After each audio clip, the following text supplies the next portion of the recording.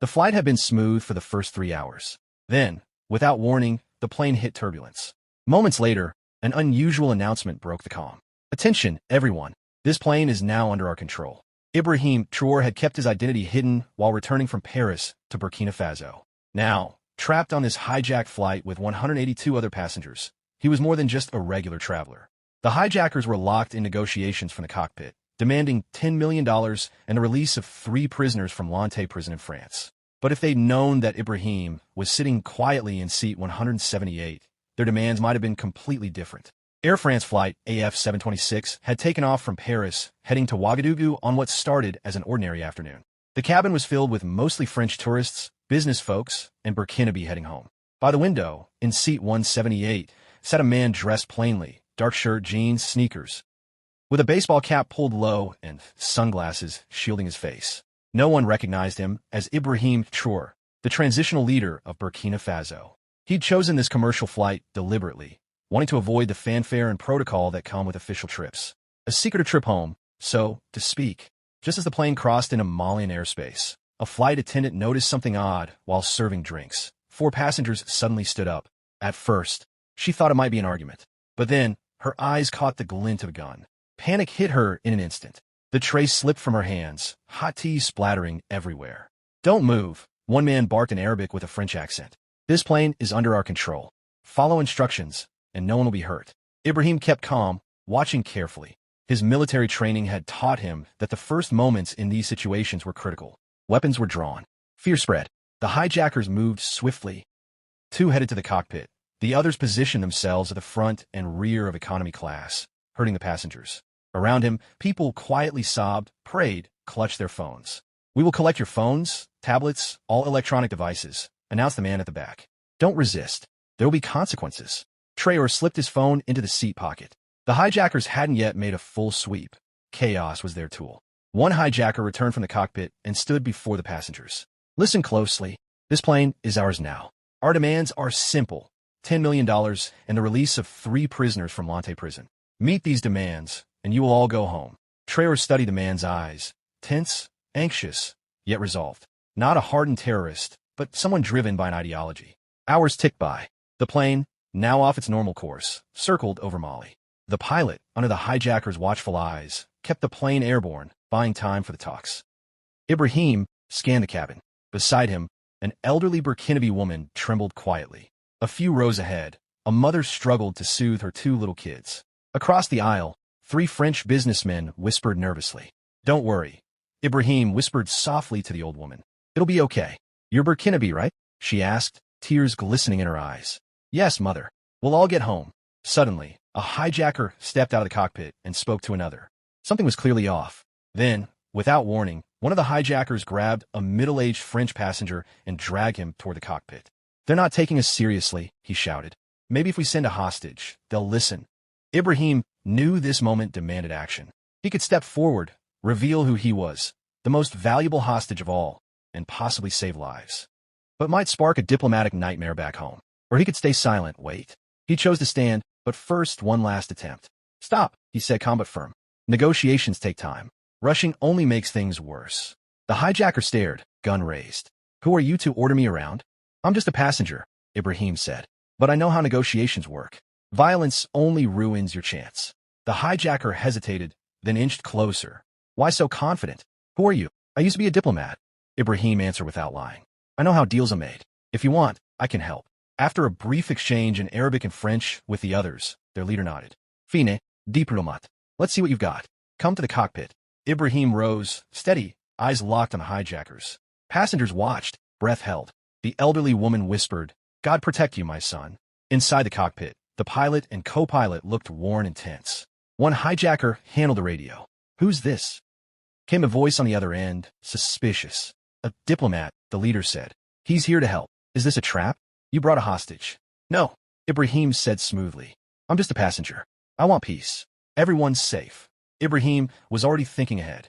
He needed to understand the hijackers, what made them tick. "Everyone stay calm," he said quietly, addressing both the negotiator and the hijackers. "So, your goal is the release of 3 prisoners and a ransom. Is that right?" "Exactly," the leader replied. "Our brothers are held in Lante. We want them freed." "Who are these brothers?" Ibrahim asked, careful. Malik Al-Zim, Riyad Hamoudi, Omar Benani, the leader answered. They're not terrorists. Freedom fighters. They've been accused of attacking French military sites.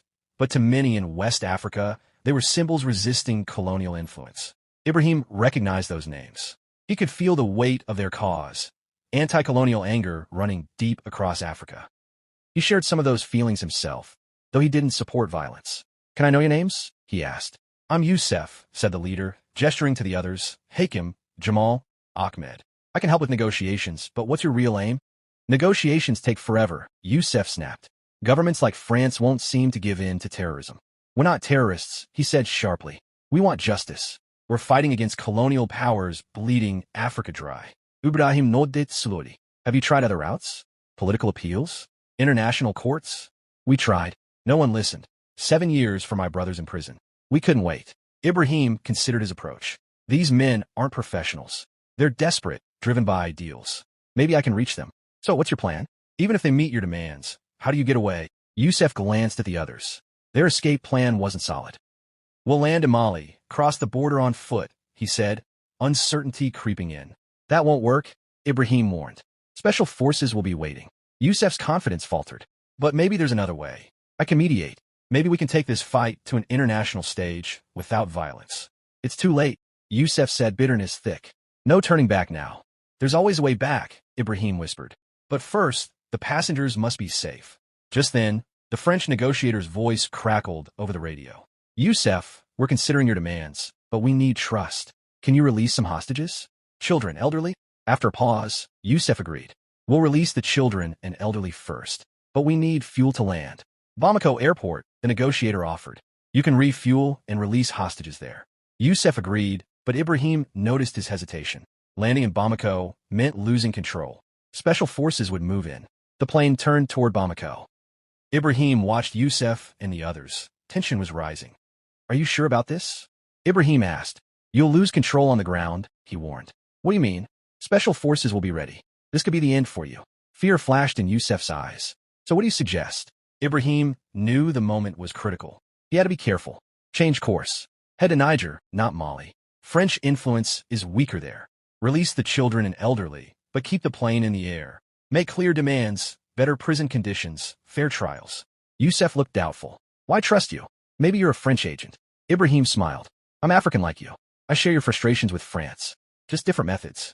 Youssef seemed impressed. He left the cockpit to discuss with the others. Ibrahim was left alone with the pilot and co-pilot. Who are you really?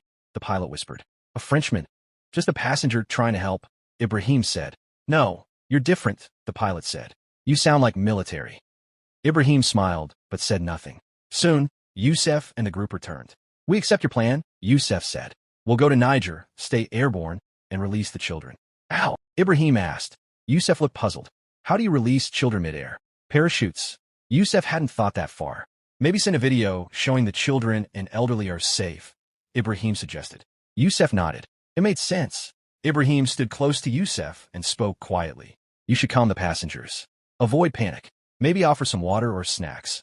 A small gesture of goodwill. Youssef agreed.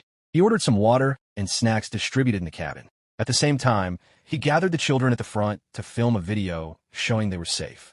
Ibrahim returned to the cabin and saw the fear in people's eyes. The elderly woman beside him looked worried. What's happening, my son? Negotiations are still underway, Ibrahim said calmly. Don't be afraid. Things are moving in the right direction. The children will come forward soon. A video will be sent showing they're okay. The children, 6 in total, ranging from 3 to 11 years old, were scared, but their mothers comforted them. Ibrahim knelt to their level. Ibrahim, what are your names? They whispered their names. He smiled warmly. You might be scared, but everything will be all right. Let's play a game.